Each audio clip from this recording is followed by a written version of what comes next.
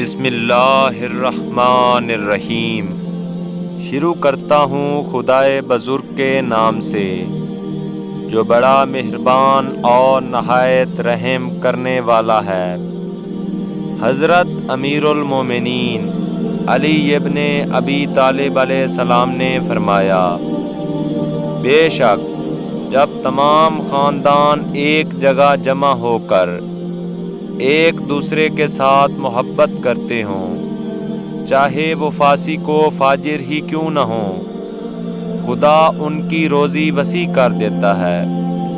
اور جس اہل خاندان نے ایک دوسرے سے دوری اختیار کی ہو اور قطع رحمی کے مرتکب ہوں تو خدا ان کو محروم کر دیتا ہے، چاہے وہ متقی و پرہیزگار ہی کیوں نہ ہوں۔